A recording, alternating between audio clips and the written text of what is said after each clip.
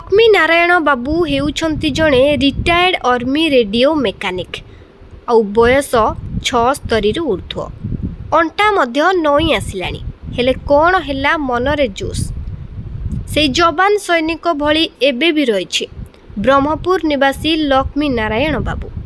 1982 रे सेनारू radio mechanic भाबरे कार्यरू अवसर नेला परे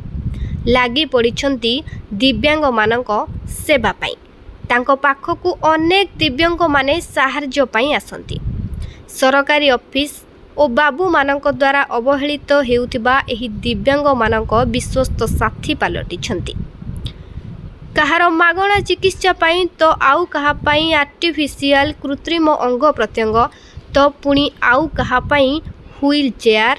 तो आउ कहा पाई सर्टिफिकेट और आउ कहा पाई सरकारी भत्ता इत्यादि पाइबारे सहयोग करती लक्ष्मी बाबू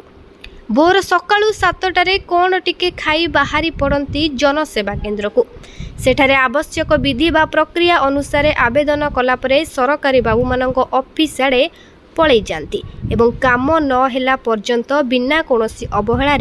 लागी रुहंती घर को फेरिला बेले राति 2टा हुए किंतु शेषरे काम होईगले से दिव्यांग मुहरे आत्मसंतोष एवं खुशीर झलक देखी बहुत आनंद अनुभव करती लक्ष्मी बाबू। हाँ आज्ञा आउ बेले बेले भव विभोर होई आखिरे लुह बाहरी आसे एवं रुद्ध कंठरे कुहंती देश पाई सेना सेवारे रही जीवन बलिदान करिबा सौभाग्य मिली पारिलानी जदि दिने ए दिव्यांग मानक सेवा करू करू प्राण मध्य छाड़ी जाए ताहाले से धन्य मने करिवे एवं तांको जीवन सफल होइजिवो टंकाटिए भी से केबे काहाठू नहीं नांती एवं अनेक लोकों को साहाय्य करिसंती तांको द्वारा साहाय्य पाइथिबा दिव्यांग मानक मध्यरु सरोजिनी साहू आजी निज मन कथा रखी कहितले जे लक्ष्मी बाबू बहुत भल एवं देवतुल्य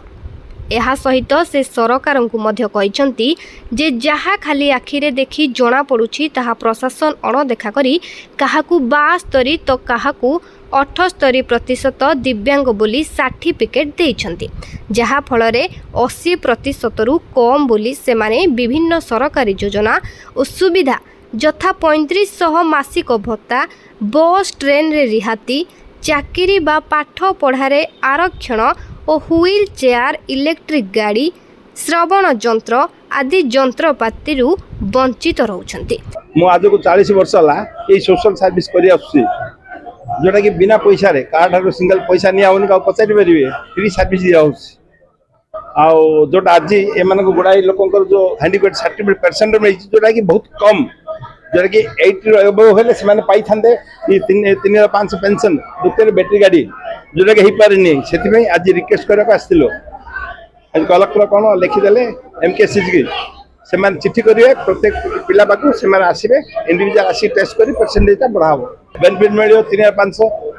80% उदल 3500 मिलियो ट्रेन पास मिलियो बस पास मिलियो फ्री अंक संगे आउ जने फ्री जाई परियो जोडा भी ट्रेन रो बस रो बुझले आ पेंशन मिलिवे पाइबे और राशन दिन पाइबा पाइबे से आउ